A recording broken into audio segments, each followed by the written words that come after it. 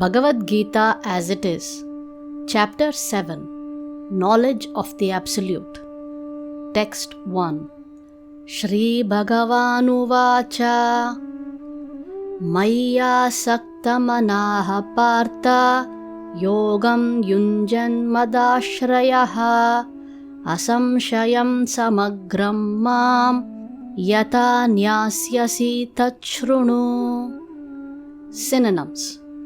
Shri Bhagavan Uvacha, the Supreme Lord said, Mayi, unto me, Asakta Manaha, mind attached, Partha, O son of Pritha, Yogam, self-realization, Yunjan, so practicing, Madashrayaha, in consciousness of me, Krishna consciousness, Asamshayam, without doubt, Samagram, completely, Mam, unto me, Yata, as much as, Nyasyasi, you can know, Tat, that, Shrunu, try to hear. Translation.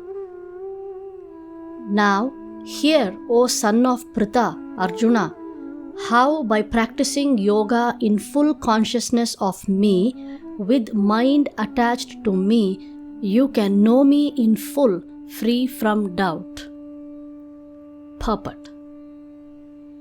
In this 7th chapter of Bhagavad Gita, the nature of Krishna consciousness is fully described. Krishna is full in all opulences, and how he manifests such opulences is described herein. Also, 4 kinds of fortunate people who become attached to Krishna and 4 kinds of unfortunate people who never take to Krishna are described in this chapter. In the first 6 chapters of Bhagavad Gita, the living entity has been described as non-material spirit soul, which is capable of elevating himself to self-realization by different types of yogas. At the end of the 6th chapter, it has been clearly stated that the steady concentration of the mind upon Krishna, or in other words, Krishna consciousness, is the highest form of all yoga. By concentrating one's mind upon Krishna, one is able to know the absolute truth completely, but not otherwise. Impersonal Brahmajyoti or localized Paramatma realization is not perfect knowledge of the absolute truth because it is partial. Full and scientific knowledge is Krishna, and everything is revealed to the person in Krishna consciousness. In complete Krishna consciousness, one knows that Krishna is ultimate knowledge beyond any doubts. Different types of yoga are only stepping stones on the path of Krishna consciousness. One who takes directly to Krishna consciousness automatically knows about Brahmajyoti and Paramatma in full.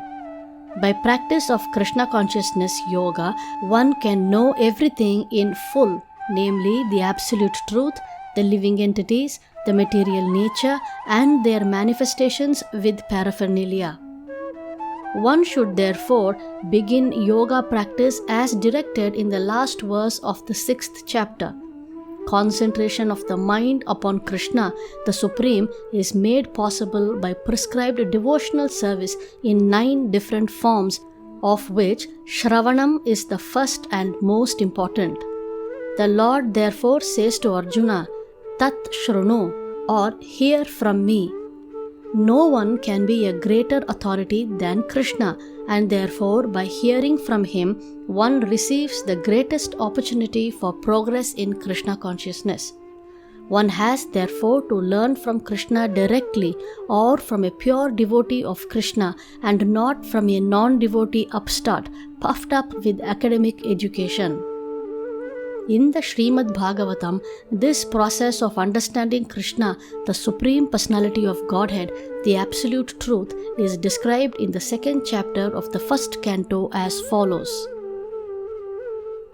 Shrinvatam svakataha Krishnaha punya shravana kirtanaha hridyantahasto hyabhadrani vidhunoti suhrit satam. Nashtaprayeshva bhadreshu nityam bhagavata sevaya bhagavati uttama shloke bhaktir bhavati nishtiki tada rajastamo bhavaha kamalobhadayaschaye chetayete rana vidham stitham sattve prasidati evam prasanna manaso bhagavat bhakti yogataha bhagavat tattva vijnanam mukta sangasya jayate bhidyate hridaya grantis chidyante sarva samshayaha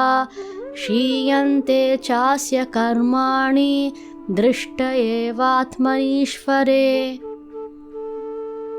To hear about Krishna from Vedic literatures or to hear from him directly through the Bhagavad Gita is itself righteous activity.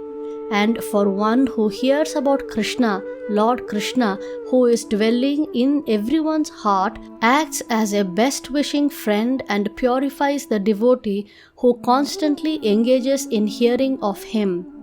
In this way, a devotee naturally develops his dormant transcendental knowledge. As he hears more about Krishna from the Bhagavatam and from the devotees, he becomes fixed in the devotional service of the Lord. By development of devotional service, one becomes freed from the modes of passion and ignorance, and thus material lusts and avarice are diminished. When these impurities are wiped away, the candidate remains steady in his position of pure goodness, becomes enlivened by devotional service, and understands the science of God perfectly. Thus, Bhakti Yoga severs the hard knot of material affection and enables one to come at once to the stage of Asamshayam Samagram, understanding the supreme absolute truth, personality of Godhead.